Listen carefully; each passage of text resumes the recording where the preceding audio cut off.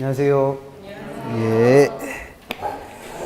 아침에 와서 좀 일찍 와갖고 모의고사 성적표를 봤거든요. 그랬더니 5회차, 요번에 본 게 5회차죠. 7월 30일 날 보신 게.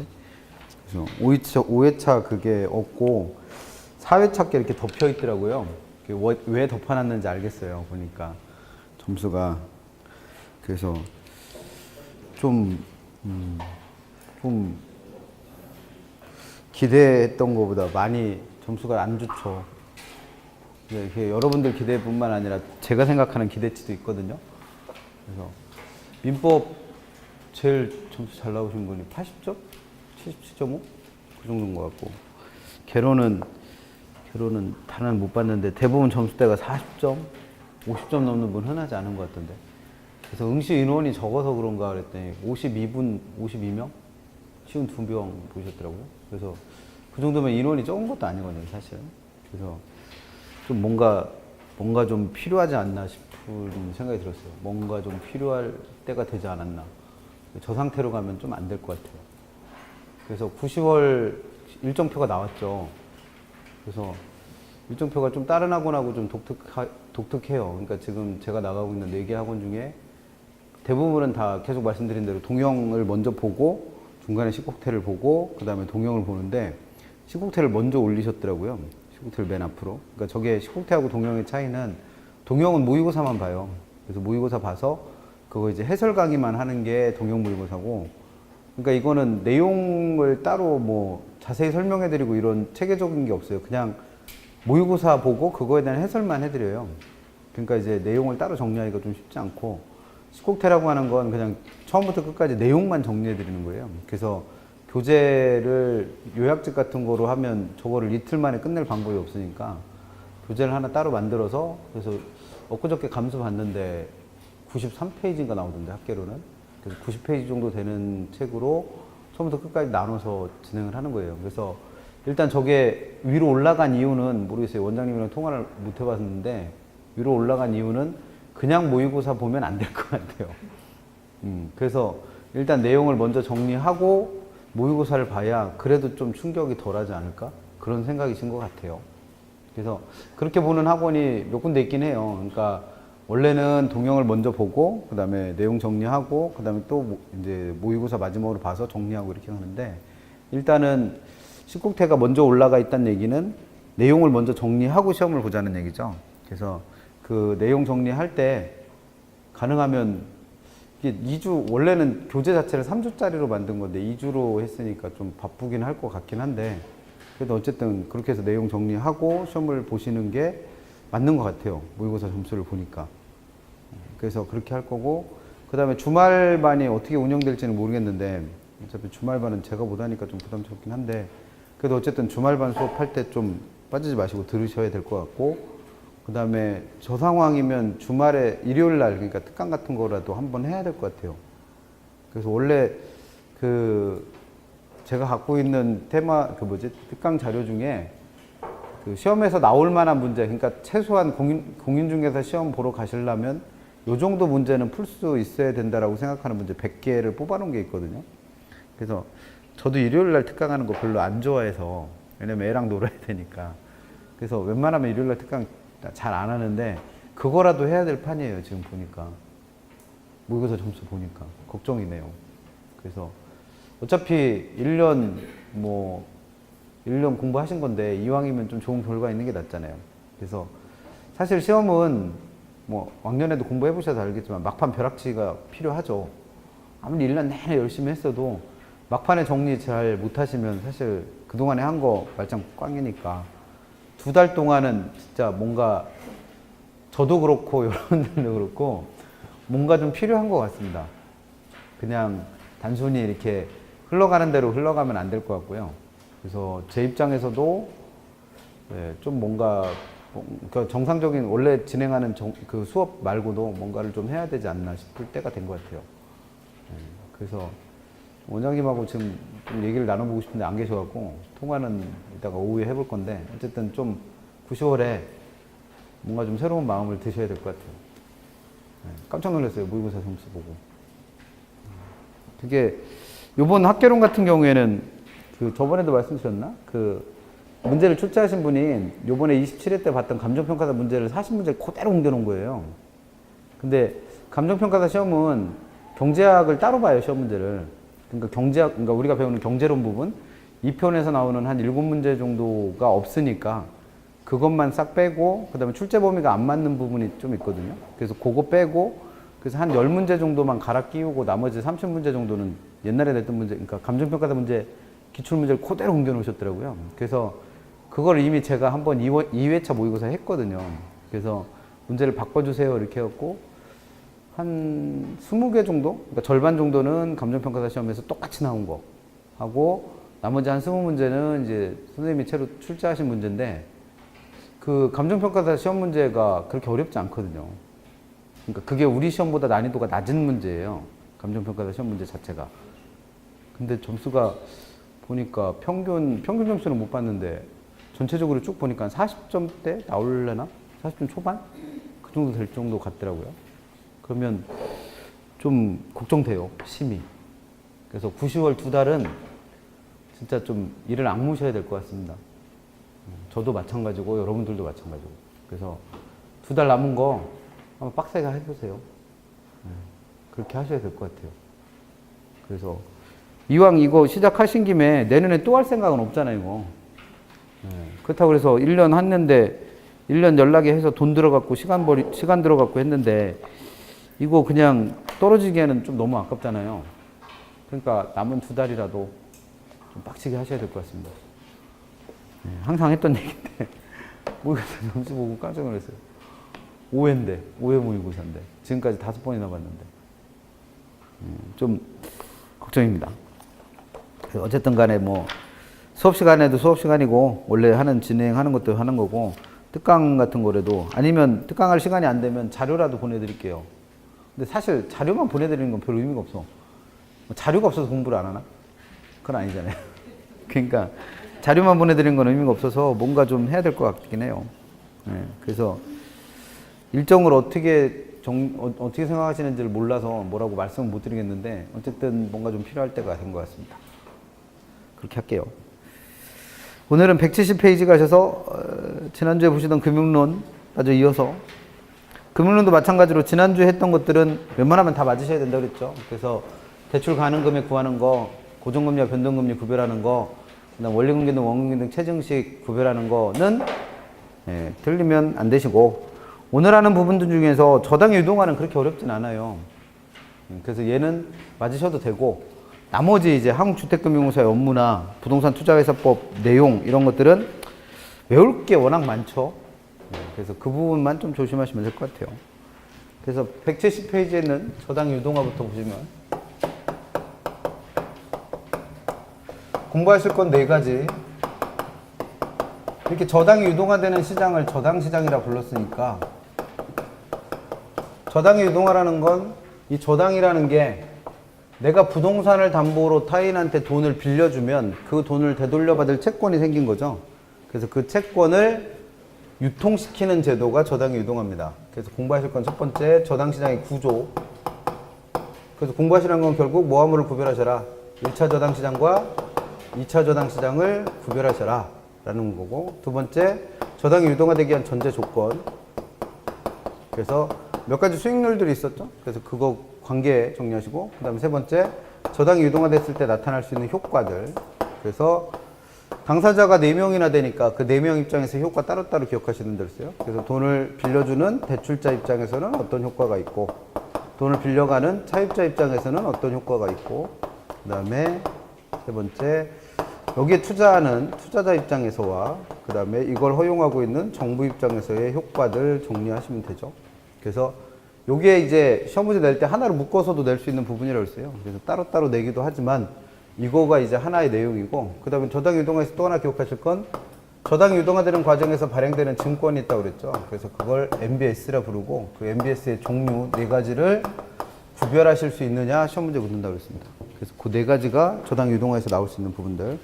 그래서 제일 먼저 저당 유동화의 개념은 설명드린 것처럼 대출자가 가지고 있는 저당을 다른 사람한테 팔아먹을 수 있도록 허용하는 걸 저당 유동화라 불러요. 그래서 그 밑에 저당 유동화되는 기본적 구조를 그림으로 설명해 놨죠. 그래서 일단 저당이 유동화 되려면 저당이 만들어져야 되니까 차입자와 대출자 사이에서 자금을 대출해주고 그에 따라서 부동산의 저당권을 설정해주고는 시장이 1차 저당시장. 그 다음에 거기서 만들어진 저당이 유동화 중개기관을 통해서 또는 대출자가 직접 투자자에게 유통시키는 시장을 2차 저당시장. 그 과정에서 발행되는 증권을 MBS. 그래서 시험 문제에서는 1차 저당시장과 2차 저당시장을 구별한다고 그랬습니다. 그래서 1차 저당시장은 다른 말로 저당 대출이, 그러니까 주택자금이 대출되는 시장이다. 그래서 주택자금 대출시장 이렇게 불렀고, 그래서 이건 누구와 누구 사이에서, 대출자와 차입자 사이에서 만들어지는 시장이라고 그랬고, 얘가 하는 역할은 주택저당 채권, 이걸 편의상 그냥 우리는 M이라고 그랬죠. M이 어떻게 되는 시장, 생성되는 시장, 만들어지는 시장을 1차 저당 시장이라고 불렀습니다. 1차 저당 시장. 그래서 요거 이제 기억하시면 되고, 그 다음에 2차 저당 시장은 주택자금을 공급자한테, 즉 저당 대출자한테 공급해주는 시장이다. 그래서 주택자금 공급시장이다. 그래서 얘는 대출자와 투자자들 사이에서 만들어지는 시장이라고 그랬고, 그 다음에 얘가 하는 역할은 이 주택저당 채권이 실제로 어떻게 된다, 유통된다, 뭐 이런 것들 기억하시자고 그랬습니다. 그래서 구별하는 건데, 시험에 나왔던 표현들은 요약집에다 정리해놨던 것 같은데, 그 170페이지 1차 저당 시장에서 시험에 나왔던 건 3번에 1차 저당 제출자들은 저당을 자기가 그냥 갖고 있어도 된다는 거죠. 그러면 이자 받아먹을 수 있으니까. 그래서 수익을 얻기 위해서 자기가 갖고 있어도 되고, 아니면 자금의 여유가 없다면 이걸 어디에다가 2차 저당 시장에 내다 팔 수도 있습니다. 그래서 반드시 보유해야 된다 또는 팔아야 된다 이런 말 나오면 틀린 표현으로 이해하시라고 그랬고, 그 다음 그 옆에 있는 2차 저당 시장은 기억하실 게 3번에 있는, 2번에 있는 것처럼 대출기관들이 자신이 설정한 저당을 사고 파는 시장이 2차 저당 시장이기 때문에 이 시장과 전혀 관계없는 사람이 딱 한 명 있다고 그랬어요. 누구? 원래 저당 차입자. 그래서 원래 저당 차입자와 2차 저당 시장은 직접적 관련이 없다. 뭐 이런 표현들 기억하시라고 그랬죠. 그래서 시험 문제에서는 구별하는 거 물어보니까 구별 잘 하시면 되고, 그 다음에 저당이 유동화되는 과정에서 전제 조건이라고 할 거는, 뭐 칸을 너무 조그맣게 썼네. 그래서 전제 조건이라고 할 수 있는 건 수익률들의 관계를 따지자고 그랬어요. 그래서 처음에 돈을 빌려준 대출자 입장에서는 우리가 지난주에 배웠던 대로 부채 서비스액이라는 건 은행한테 줘야 될 빚이기도 하지만 은행 입장에서는 그게 내 수익이 된다고 그랬죠. 그래서 이 부채 서비스액을 저당 수익이라 불렀고, 그에 대한 수익률을 저당 수익률이라 불렀어요. 그래서 이게 은행의 수익인데, 이 저당 수익률과 주택저당 채권을 발행할 때 그 주택저당 채권을 M이라 불렀으니까 얘는 채권을 발행해서 돈을 빌리는 거랬죠. 그래서 그 이자율하고 이 주택저당 채권을 발행해서 이 주택저당 채권을 담보로 해서 발행되는 증권을 MBS라고 그랬으니까 이 MBS로부터 예상되는 수익률과 그 다음에 요 MBS에 투자하는 투자자 간의 투자자의 요구 수익률, 요 네 가지 수익률의 관계를 따졌을 때 요게 1차 시장 쪽이고 이게 2차 시장 쪽이랬잖아요. 그래서 누게 더 커야 1차 시장 쪽의 수익률이 더 커야지만 얘도 남는 게 있어서 이걸 발행할 거 아니에요. 그래서 그래야지 이 사람도 수익이 높으니까 여기다 투자를 해줄 테고, 그래서 이 자금이 일로 가려면 이런 관계가 성립돼야 된다. 그래서 시험 문제에서는 가장 멀리 떨어져 있는 1차 시장의 수익률하고 2차 시장의 수익률 두 개를 비교해서 누가 더 클 때 저당 유동화될 수 있느냐를 시험에 물었었죠. 그래서 그것도 정리하셔야 되고, 그 다음 세 번째, 저당이 유동화됐을 때 효과는, 일단 저당을 유동화시킨 주범은 대출자라고 그랬으니까 대출자 입장에서는 어떤 효과를 누릴 수 있다? 자신의 대출 자금이 풍부해지는 효과를 누려요. 그래서 이거랑 동의화될 수 있는 게 그만큼 현금이 많아졌으니까 유동성은 어떻게 된다? 높아진다. 유동성 위험은 낮아진다. 또는 BIS 비율이 높아진다. 뭐 이런 표현들 나왔을 때 이게 돈이 많아진다는 거와 똑같은 의미라는 거 알고 계시면 되고, 그럼 두 번째, 예로부터 돈을 빌려야 되는 차입자 입장에서는 그만큼 대출자가 돈이 많아지니까 돈을 빌리기가 쉬워진 거예요. 그럼 이 돈을 빌려서 뭘 할 테니까? 집을 사거나 집을 지을 테니까 주택 수요도 늘고 공급도 늘어서 그만큼 주택시장이 활성화될 수 있는 기회가 된다는 거죠. 그 다음에 투자자 입장에서는 자기가 본래 투자하던 건 주식이나 증권 이런 거에다만 투자했었는데 이렇게 MBS라는 상품에 투자하게 되면서 그만큼 투자 대상이 다양해집니다. 그러면 이 MBS라는 거의 특징은 대출자한테 차입자가 지불하는 이자 중에 일부를 투자자한테 떼어주는 거니까 그만큼 수익이 안정적으로 발생을 한다는 거예요. 장기적으로. 그래서 그만큼 위험이 높지만 수익이 높지만 위험도 높은 투자안에 비해서 안정적인 수익을 얻을 수 있는 투자안이니까 그만큼 두 개를 결합함으로써 포트폴리오 구성하기가 어떻다? 쉽다. 뭐 그런 표현 설명했었고, 정부 입장에서는 이걸 허용하는 이유가 자기네들끼리 돈 많아서 잘 빌려주고 그걸 가지고 집을 잘 사게 되니까 정부 입장에서는 주택시장에 개입할 필요가 그만큼 줄어든다는 거예요. 그래서 이런 효과들 가지고 이게 일단은 등장인물이 여러 사람이다 보니까 이게 누구 입장에서의 효과냐도 기억하셔야 되고 그 다음에 이런 효과가 맞는지 틀리는지도 알고 계셔야 되고, 그래서 시험 문제에서는 이 세 개를 그냥 묶어서 한 문제로 물어보기도 하니까 이 세 개의 내용을 같이 기억을 하시면 될 것 같아요. 그래서 구조에서는 1차 시장과 2차 시장을 구별해 보세요 물어볼 수 있는 거고, 전제 조건에서는 수익률들 간의 관계 물을 수 있고, 효과는 좀 이해해 보시면 되죠. 뭐 이게 대단하게 어려운 내용은 아니니까. 그래서 그렇게 정리하시면 되고, 그 다음에 좀 문제를 얘와 다른 형태로 내는 게 MBS의 종류예요. 그래서 이 MBS에는 종류가 4가지 있다고 그랬죠. 그래서 요약집으로는 171페이지 5번에 있는 MBS의 종류에는 일단 차입자와 대출자와 투자자 사이에 두 가지 권리를 어떻게 설정하느냐에 따라서 MPTS라고 하는 거 하고, 그 다음에 MBB라는 거 하고, 그 다음에 MPTB라는 거 하고, CMO라는 4가지 형태의 MBS가 발행될 수 있다고 했어요. 그래서 그걸 표로 정리해 드린 게 있으니까 그 표에 있는 4가지는 기본적으로 좀 외워 두셔야 문제를 풀만 하다고 그랬죠. 그래서 그 4가지가 우리가 기억하셔야 될 4가지가 일단 저당의 소유권, 즉 주택저당 채권인 M의 소유권을 누가 갖느냐, 그 다음에 차입자한테 받아먹을 수 있는 원리금 수취권이 누구한테 있느냐, 그래서 차입자의 조기 상환에 대한 위험을 누가 부담해야 되느냐, 그리고 그래서 이 조기 상환에 대한 방어를 하는 걸 콜방어라 부르니까 콜방어가 되느냐 안 되느냐, 이 4가지 가지고 일단 이 4가지를 구별하시면 웬만한 문제는 다 풀어내실 거라고 그랬어요. 그래서 이 4가지를 구별하는 방법은 원래 내용을 설명하면 차입자한테서 대출자가 돈을 빌려주면 차입자로부터 2가지 권리를 취득한다고 그랬어요. 그 중에 하나가 주택저당 채권에 대한 소유권과 차입자로부터 계속 뭘 받아먹을 수 있는 이자와 원금과 이자를 받아먹을 수 있는 원리금 수취권이라는 2가지 권리가 발생한다고 그랬죠. 그래서 결국 MBS라고 하는 건 대출자가 가지고 있는 이 2가지 권리를 누구한테? 투자자들한테 어떻게 하고 이전을 해주고 그로부터 자금을 조달하기 위해서 발행되는 증권이 뭐다? 이게 MBS라고 했습니다. 그럼 그 중에서 첫 번째 있는 MPTS는 이 2가지 권리를 다 누구한테? 투자자한테 팔아버리는 거랬어요. 그게 MPTS. 그럼 2가지 권리를 다 투자자한테 팔았으니까 이 2가지 권리는 당연히 누가 갖고 있겠다? 투자자가 갖는다 그랬죠. 투자자. 그러면 차입자가 생각을 바꿔서 얘한테 만기 전에 상환을 하면 그로부터 이자 수익을 얻지 못하는 건 다 누구 책임되는 거예요? 투자자 책임되는 거예요. 얘가 권리를 다 인수했으니까. 그래서 차입자의 조기 상환에 따른 위험도 누가 부담한다? 투자자가 부담합니다. 그럼 이 투자자 입장에서는 이와 같이 차입자의 조기 상환에 대해서 방어를 할 수가 없는 거예요. 그래서 콜방어가 안 되는 거죠. 이에 반해서 MBB는 이 2가지 권리는 아직도 누가 갖고 있는 상태에서 대출자인 발행자가 보유하고 있는 상태에서 이 2가지 권리를 담보로 해서 발행되는 뭐다? 채권의 형태라고 그랬어요. 그걸 MBB라고 그랬습니다.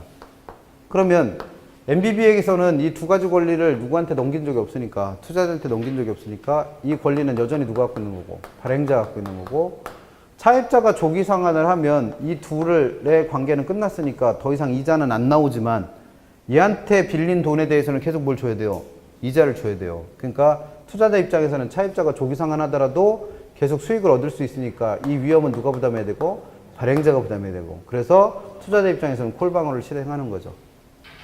그거랑 중간 형태로 되는 게 MPTB를 했습니다. MPTB. 그래서 MPTB는 둘 다 똑같이 두 가지 권리 중에서 주택저당 채권의 소유권은 누가 갖고 있고 발행자가 갖고 있고 요 원리금 수취권만을 매각하는 형태가 뭐였어요? MPTB와 CMO였어요. 그렇기 때문에 두 가지 권리 중에서 주택저당 채권의 소유권은 누가 갖고 있는 거고 발행자가 갖고 있는 거고 그 다음에 원리금 수취권만 누구한테 이전됐다? 투자자한테 이전됐다는 거죠. 그래서 조기상환에 대한 위험은 역시나 원리금 수취권을 가져간 누가? 투자자가 부담해야 되는 거죠. 그럼 그 둘의 차이는 MPTB의 경우에는 콜방어가 안 되지만 CMO의 경우에는 채권을 발행할 때 어떻게 되었어요? 채권의 발행액을 여러 개의 트렌치로 나눈다고 그랬죠. 그래서 트렌치마다 금액이 다 다르고 이자율이 다르고 만기가 다 다르기 때문에 그 중에 일부가 조기상환 되더라도 수익을 얻을 수 있는 구조로 했습니다. 그렇기 때문에 얘는 뭐를 할 수 있다? 콜방어는 실행할 수 있다라고 했죠.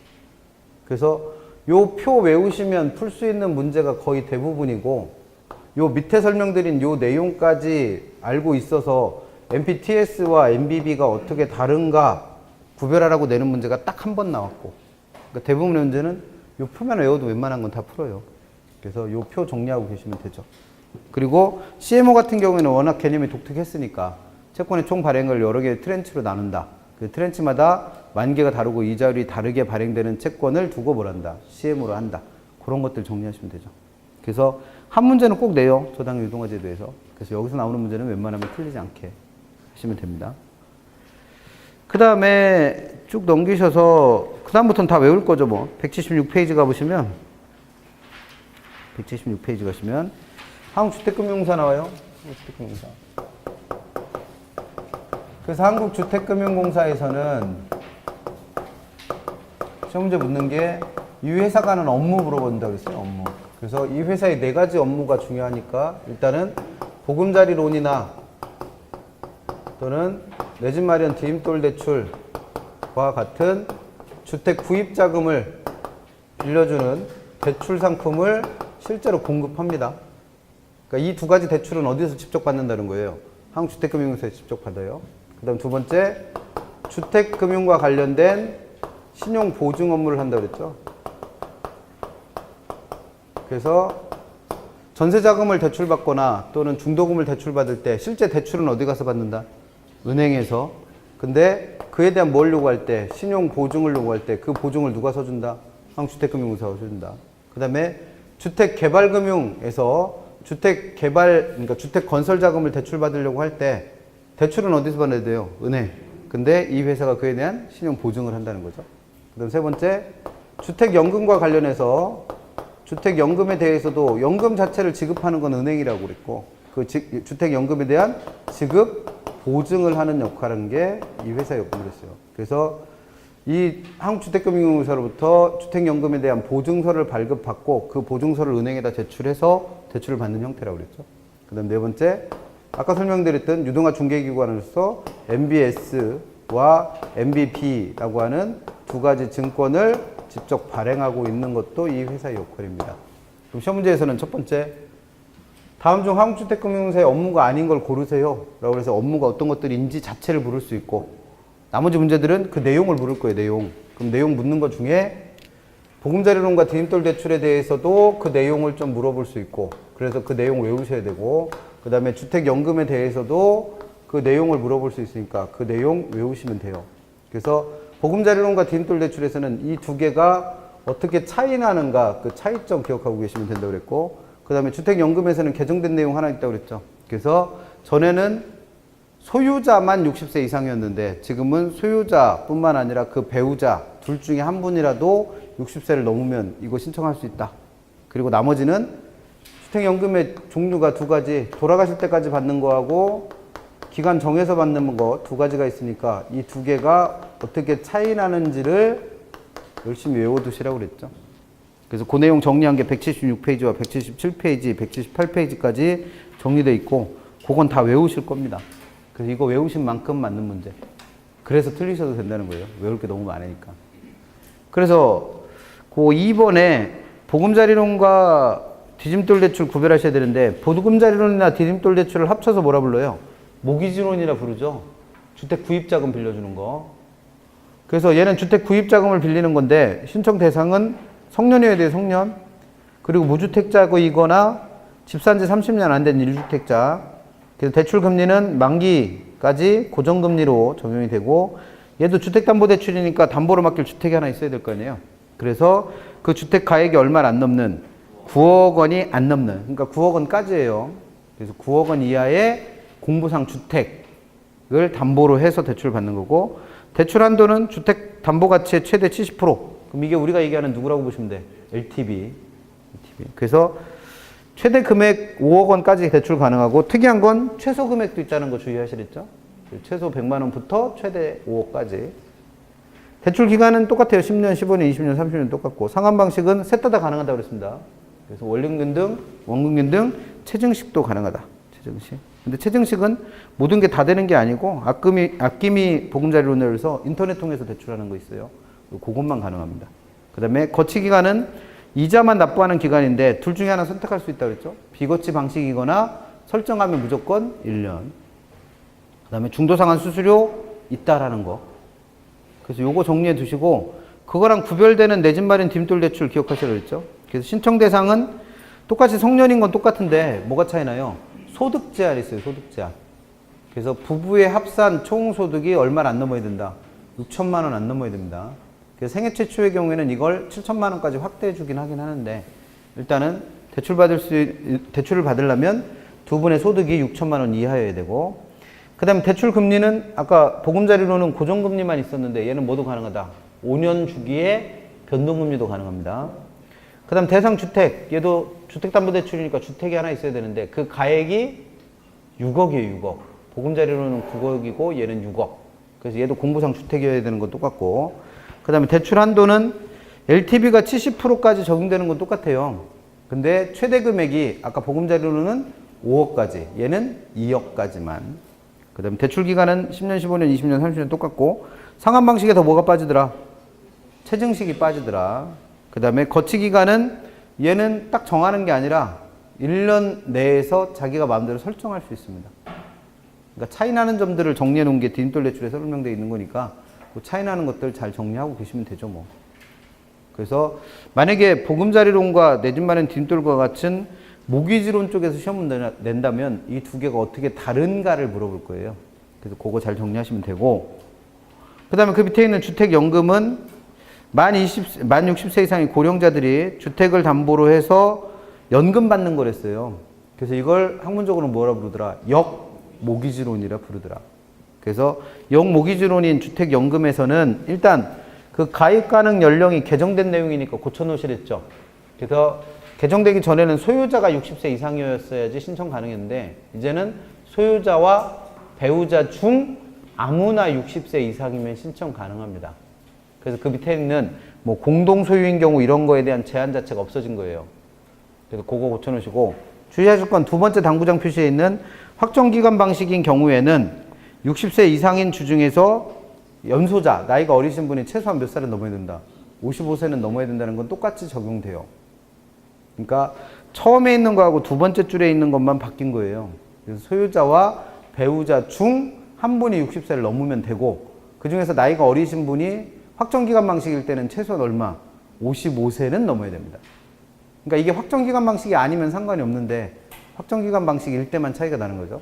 그래서 이 부분에서 뭘 공부하시라? 종신 방식하고 확정기간 방식이 어떻게 다른가 위주로 공부하시라고 했어요. 그래서 차이 나는 점 첫 번째가 연소자가 55세 넘어야 되는 건 어디에서만 적용된다? 확정기간 방식에서만. 그 다음에 주택 보유수 제한, 기본적으로는 1주택인데 주택이 여러 채 있어요. 근데 그거를 다 합쳤을 때 9억 원이 안 넘어. 그러면 신청할 수 있다는 거죠. 그리고 9억 원이 넘는다 하더라도 이거를 다시 처분해서 9억 밑으로 다운시키겠다라고 한다면 이걸 신청 받을 수도 있다라는 거죠. 언제 이내? 3년 이내. 그래서 무조건 1주택자만 신청할 수 있다?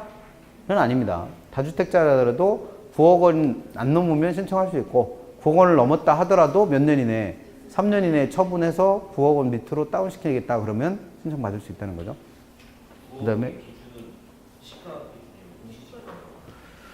그 책에 있지 않았어요? 기본적으로는 공시지가인데 공시지가로 안 하고 보통은 국민은행 시세, KB 시세로 합니다. 공시지가는 너무 낮으니까. 그래서 시세로 본다고 보시면 돼요. 책에 아마 있을걸요? 그 적용되는 순서. 그 다음에 3번의 대상주택은 9억 원 이하의 기본적으로 주택이어야 되는데 뭐가 하나 추가된다는 거예요. 노인 복지주택이 추가가 돼요. 근데 그것도 주의하실 게 한 페 넘기시면 확정기간 방식의 경우에는 노인 복지주택이 어떻게 되더라? 제외됩니다.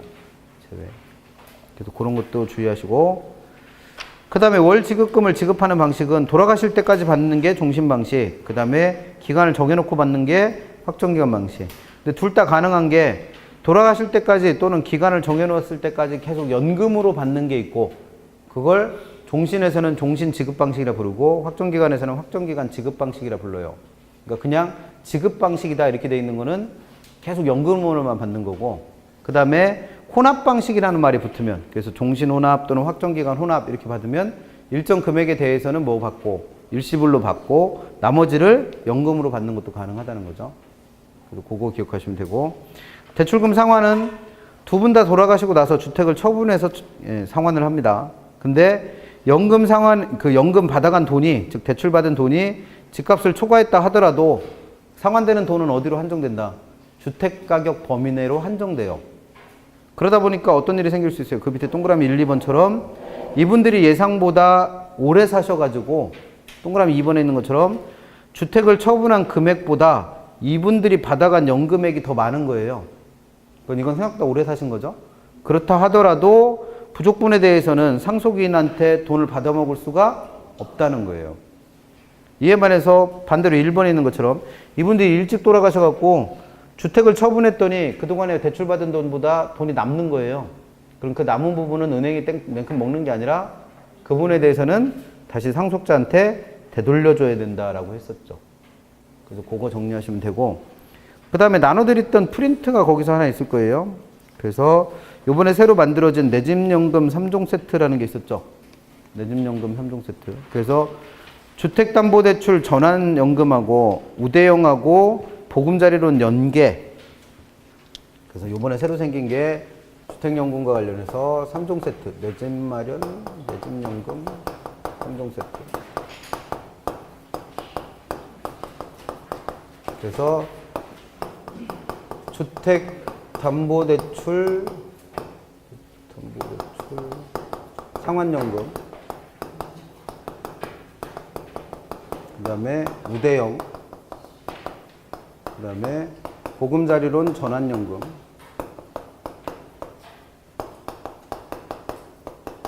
요 세 가지 연금 상품들 기존에 있던 거랑 어떻게 다른지 알고 계시면 된다고 그랬죠. 그래서 주택담보대출 전환연금은 이게 연금을 받아야 되는데 아까 지급 방식 중에 종신이든 아니면 확정기간이든 혼합 방식이라는 건 일시불로 일부를 받고 그 다음에 나머지는 연금으로 받는다고 그랬잖아요. 근데 그 일시불로 받을 수 있는 돈이 최대 50%까지예요.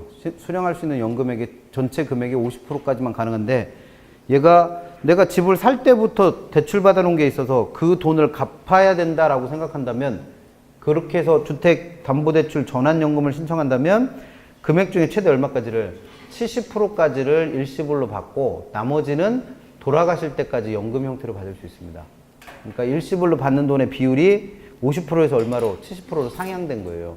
그걸 주택담보대출 전환연금이라 부르고, 우대형은 주택가격이 싼 거는 연금 받을 수 있는 돈도 싸단 말이에요. 그러니까 1억 5천 이하의 주택에 대해서는 기존 연금보다 얼마 정도? 15%를 더 연금을 지급하는 상품이 우대형이에요. 그 다음에 보금자리론 연계주택연금은 지금 40세 이상의 분이 집을 살 때 보금자리론으로 대출을 받아서 집을 산 거예요. 그러면 그걸 대출 받을 때 내가 60세가 되면 이걸 뭐로 전환하겠다? 주택연금으로 전환하겠다라고 약정을 하는 거예요. 그러면 주택담보대출 받을 때, 즉 보금자리론 대출을 받을 때 대출 이자율을 어떻게 준다? 깎아줍니다. 그러니까 이건 나중에 뭐로? 내가 60세 넘어서 연금으로 전환하겠다라는 약정을 함으로써 그에 대한 혜택을 주는 거죠. 이 세 가지 기억하시고, 문제 내기 제일 좋은 건 이거 70%. 그 다음 얘는 1억 5천 이하에게서 15%. 이거는 40세. 그런 정도 물어보기가 좋죠. 그래서 그런 내용들 정리하시면 돼요. 그 다음에 180페이지 가보시면 부동산 투자회사법.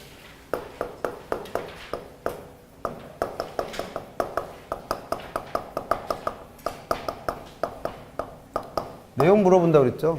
그래서 180페이지와 181페이지에 정리되어 있는 정도는 다 외우고 계셔야 돼요. 최소한. 왜냐면 법조문에서 중요한 것만 따온 거니까. 그래서 부동산 투자회사라는 건 기본적 개념이 투자자가 자기가 가지고 있는 돈을 금액이 많지 않으니까 부동산에 직접 투자하기가 어려운 상황인 거죠. 그래서 그 중간에 뭘 하나 설립해서 리츠라고 하는 부동산 투자회사를 하나 설립을 해서 투자자는 이 리츠한테 투자를 하는 거예요. 뭘 삼으로써? 리츠의 주식을 매입함으로써. 그래서 이 돈을 모아가지고 부동산에 대신 어떻게 해줘서 투자를 해주고 그로부터 발생하는 수익을 다시 누구에게?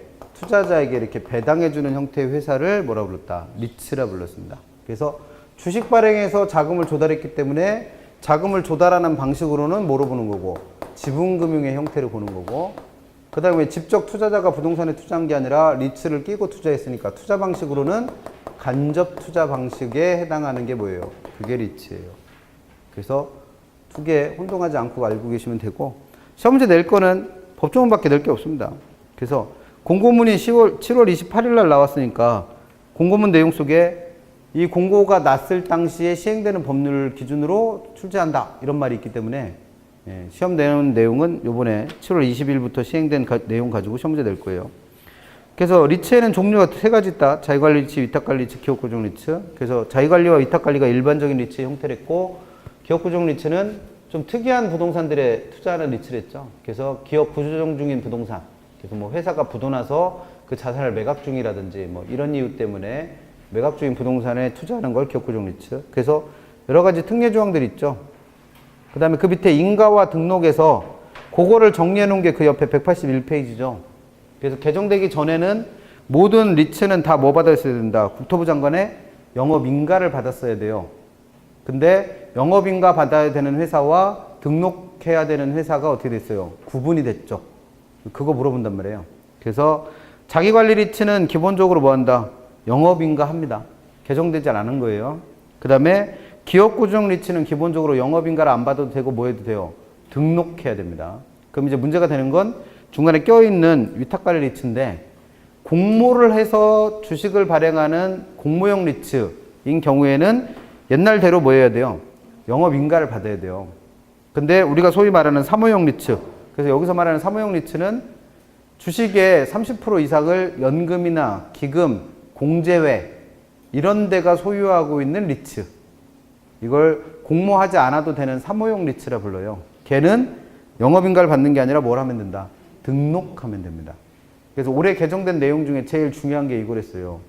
그래서 영업인가 받아야 되는 회사와 등록해도 되는 회사를 명확하게 구별하시고, 기본적으로 정리하면 자기관리 리츠는 기본적으로 뭐 해야 된다? 영업인가.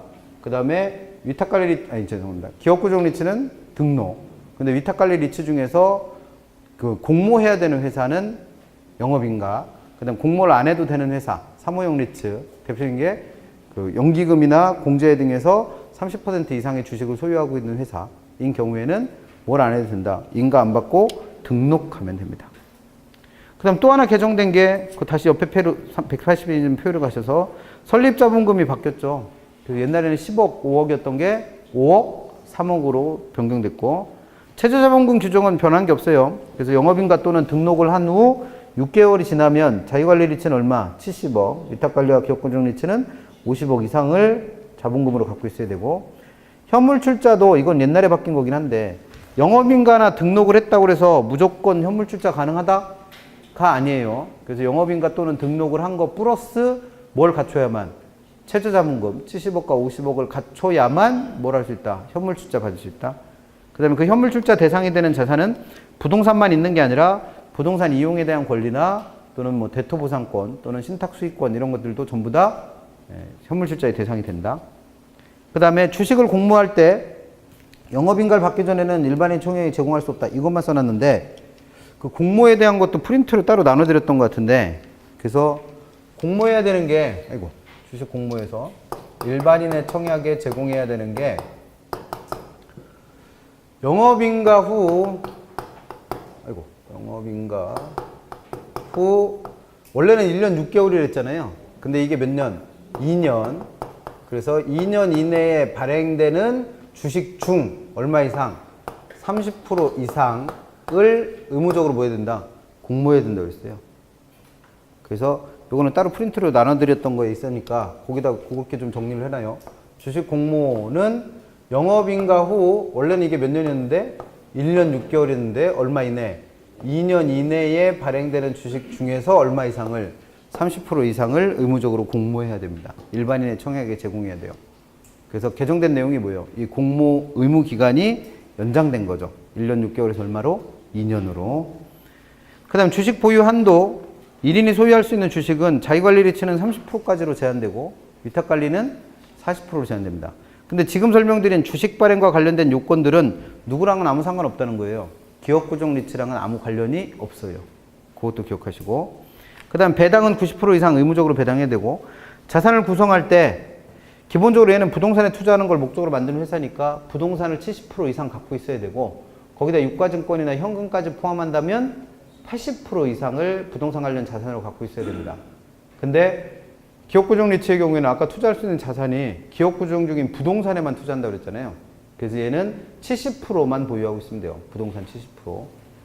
그 다음에 얘는 부동산을 한번 사면 일정한 기간 동안 못 팔게 되어 있습니다. 그래서 법에는 5년 이내의 기간 중에 대통령령에서 정한다고 그랬는데 그 대통령령에서는 주택이든 비주택이든 무조건 몇 년? 1년 동안은 처분을 할 수 없도록 규정해놨어요.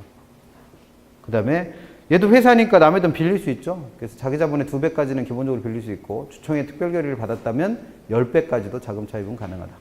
그래서 기본적으로 이 조문 그 180페이지에 있는 것들은 다 외워두시고 제일 중요한 거 바뀐 게 옛날에는 영업인가만 받았어야 되는데 뭐 할 수 있다? 등록할 수 있다라는 게 생긴 거. 그래서 등록할 수 있는 회사들이 어떤 것들인가 구별하시고 그 다음에 설립자본금이 바뀌었죠. 그 다음에 공모 의무기간이 바뀌었어요. 그래서 그 세 가지가 개정 내용 중에 제일 중요한 거니까 그 세 가지 중에 아마 시험 문제 답을 만들 거예요. 그래서 그거는 반드시 외우고 계시고 나머지 조문도 외우고 계시면 더 좋고. 그래서 여기까지가 이제 투자론 지난주에 못했던 부분들인데 저당의 유동화에서 나오는 문제는 사실 이건 틀리면 좀 그렇죠. 웬만하면 맞추게 하시고 이 부분하고 이 부분에서 나오는 것들은 대부분 다 외울 거잖아요. 그리고 그 외운 게 다는 아니잖아요. 더 외울 게 많은데 그 중에서 중요하다는 거 하는 것만 이제 따로 정리해서 외우라고 하신 거니까 그 부분들에서 나오면 맞출 수 있는 거고 그게 아니고 이제 출제자가 마음 독하게 내서 내가 안 외웠던 부분에서 내면 할 수 없죠 뭘. 그래서 이 부분은 틀려도 상관없는데 아마 얘도 따로 내고 얘도 따로 낼 거예요. 같이 낼 수 있는 문제가 아니니까. 그래서 최악의 경우 두 문제가 나올 텐데 그 두 문제가 다 내가 안 외운 부분에서 나왔다면 틀리셔도 무방하다는 겁니다. 그래서 금융론에서는 5문제에서 6문제 정도 나왔을 때 몇 개만 맞으시면 된다. 3개. 그래서 그 3개 맞춰야 될 게 지난주에 설명했던 대출 가능 금액, 고정금리와 변동금리의 구별, 원리금리 등 원금리 등 체증식, 그리고 저당의 유동화. 거기서 나오는 문제는 웬만하면 맞추시고 그 외의 것들은 틀려도 된다는 거죠. 그래도 합격하는데 아무 지장은 없으니까. 그래서 그렇게 정리하시면 돼요.